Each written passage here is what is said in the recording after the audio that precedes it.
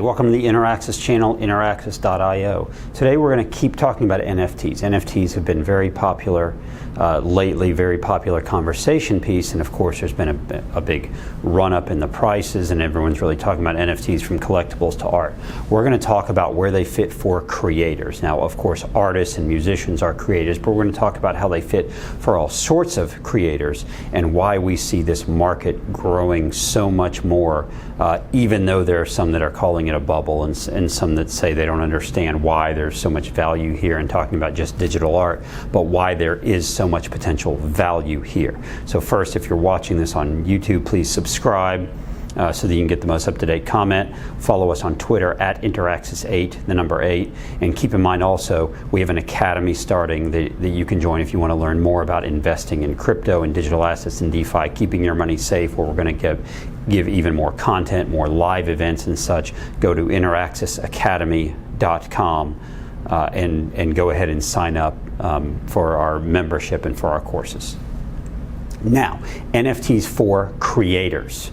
Okay, so creators in this sense can be the artists, right? The artists that we've seen that have created digital art and have started selling it. And of course, the bonus, the value here is the fact that we have verifiable scarcity, right? We can know for a fact that there's only a certain number of these works of digital art.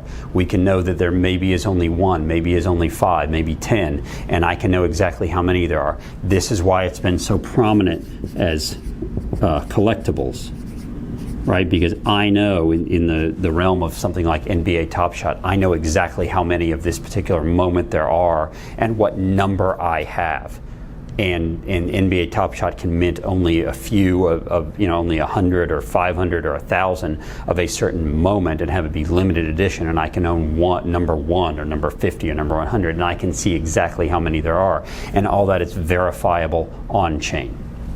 Okay, so that's part of the value that we've seen so far, this verifiable scarcity of an asset. But what we see and what is becoming really important is where we see artists and musicians potentially going with this. It will go beyond simply digital art. This is a way, NFTs are a way for a creator to derive some sort of value from a community or a network that they've built.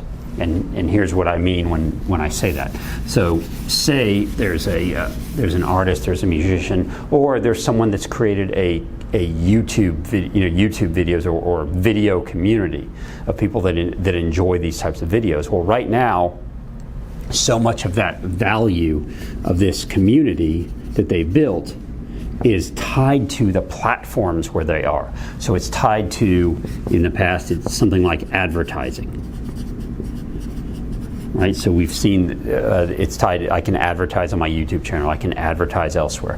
Or what I do is I create a newsletter, and I want to get either as many people subscribed to my newsletter and I charge for it, or I get as many people subscribed to my newsletter and then I go back and have some sort of advertising around it. But I'm tied to these different platforms. I'm tied to advertising and how advertisers see me, or I'm tied to how those in the community want to pay for my newsletter. And of course, we're almost seeing some newsletter fatigue. So how, as a creator, whether I create YouTube videos, whether I create written content like blog, in the past I've had to have subscribers, I've had to have advertising potentially, or I've had to find ways for people to pay for my content. And now what we're seeing with NFTs is I don't necessarily need subscribers to always be paying for my content. I can find ways to take my content, make each piece of it value, make a lot of it valuable, and then potentially sell that and participate in all the growth. Again, what do I mean by that? Instead of necessarily having advertising or newsletter, I might be able to take a piece of my content, and again, some of this is theoretical, and turn it into an NFT. Now, this isn't like NFT art. This isn't something I'm going to go sell and say, there's only one of these ever. But what this says is maybe I can take this content now and I can license it. Well, I can do that now, right? I can find ways to license my content. But I can license it in ways that say, okay, as I can license this on a monthly basis or an annual basis or a one-time basis. There's only one of these. Okay, as a creator, I can do that now, and maybe it can be platform agnostic. I don't have to worry about the platform getting me more views, or the platform finding me advertising and paying me for it. And if the platform decides to change their rules or their advertising dollars or what have you, then I don't have to worry about that anymore, because I'm the one who is in control of my content now. I own it because I created this NFT. And again, this is not NFT art necessarily. This is a non-fungible token. This is something on the blockchain that represents this content and the license and all the legalities I can put behind it.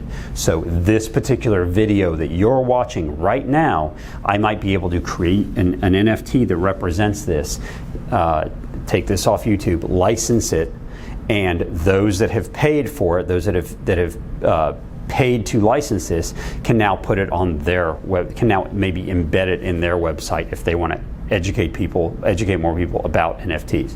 I can do the same thing with blog content or written word content, right? I can publish, or I can make my content available as and tokenize it, and what the token is going to do is help me with the administration of it, help govern who can view it and who can't.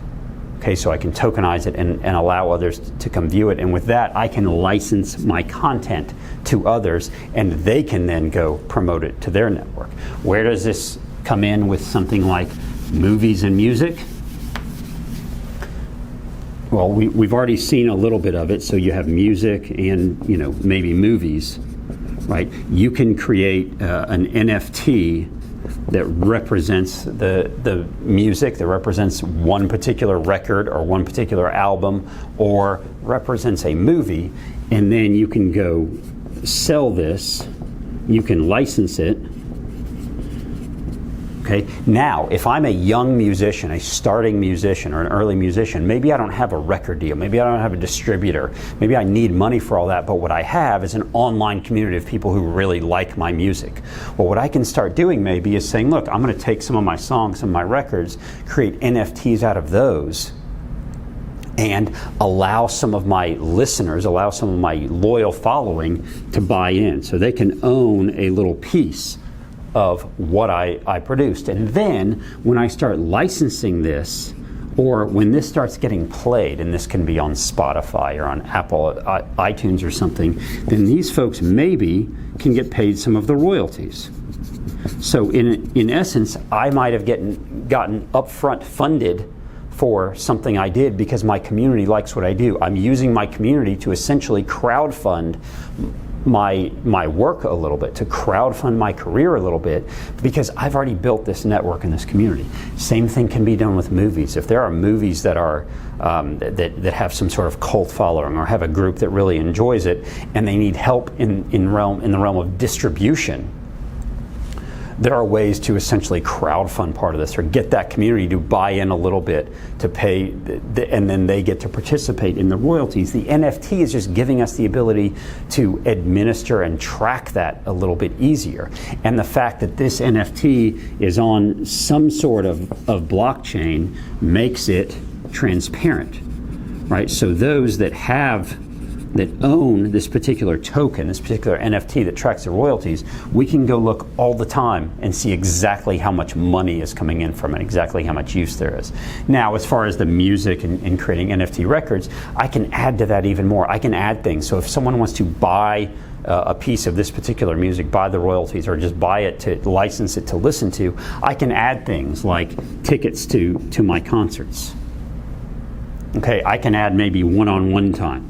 I can, add exclusive audio or exclusive music. I can add exclusives to movies. I can add, if you buy into this, then you get to go to the first screening, or you get to go to the screening in this particular city or this town, or a screening or time with the producers or something. I can add all those things in, and by virtue of the fact that I have a token, right? I can, when I show up to collect whatever it is, I just have to show you on my phone, on my soft wallet, on my wallet that I carry, my ETH wallet, I have this token, and that's my ticket, right? So now if I want to go buy tickets to your concert, I don't have to buy them. I just log in with my wallet, and bam, I get the tickets that I want.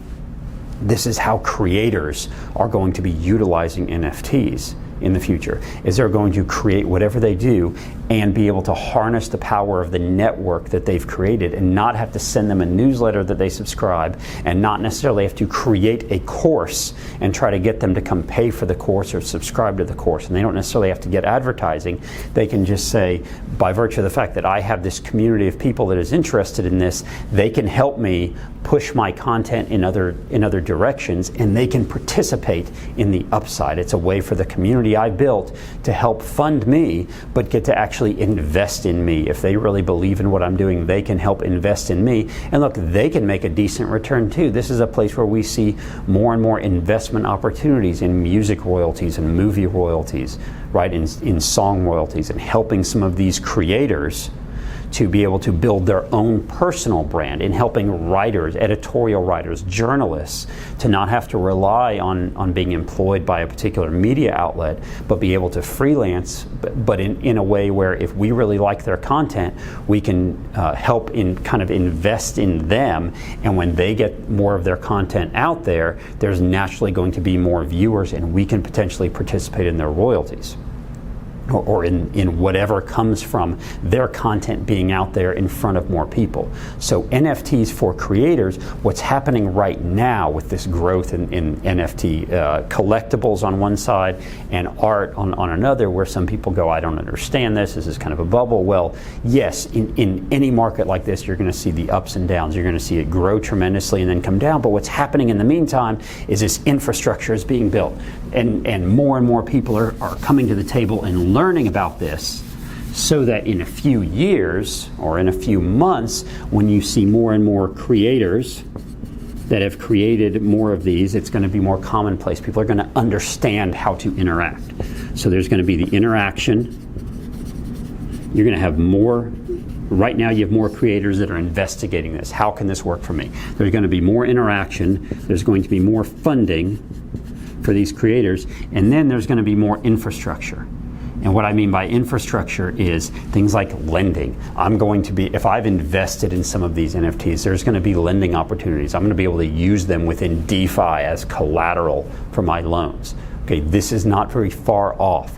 The piping for this is being built. Gemini and the Winklevoss twins bought Nifty Gateway, which is a marketplace for NFTs. Well, Gemini also has earning and lending on their platform. Of course, those are going to get together. Okay, obviously those are going to get together. Square bought Tidal, which is a music streaming service. Well, of course, they're most likely going to find a way to get their crypto together with the music that's there, and find a way to have people to invest and participate in royalties and in songs and in playing and such.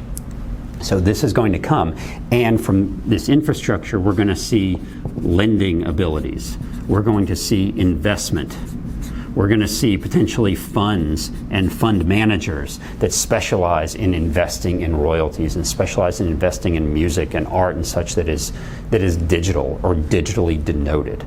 That's what we are going to see. That's why this infrastructure is being built. There are already companies that have already gotten funded now to build out lending against NFTs as collateral. This is what's coming. So again, going back to the creators, those that are writers, editorial writers, journalistic writers, those that are creating educational videos like the one we're doing right now, those that are creating entertainment videos that they might put up on YouTube, or that they might put on Vimeo or some other platform where they're trying to get people to come to their website and watch it, and they're relying on advertising, relying on newsletters. That can potentially change with the advent of NFTs, because they're going to get to own more of their content. They're going to have much more control, and much more control with how that content is monetized. And this is what NFTs, non-fungible tokens, are going to do. It is not just that it's a buzzword. It is that it is the next evolution of this technology that took us from having to work for some sort of media outlet or media station or distributor or music producer or movie producer, to being able to produce things online, sell things online, distribute my content via email or newsletter or blog or YouTube.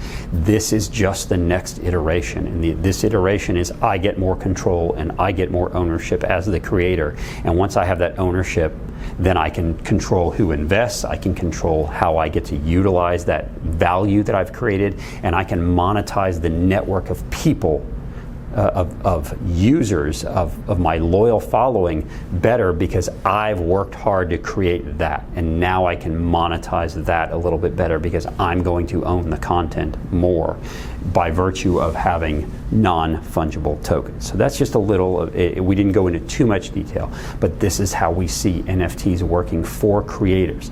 And what we see right now in March of 2021, in this extreme buildup of hype and information and interest in NFTs, is building this infrastructure now, this idea that people now are starting to understand and get it and delve into this.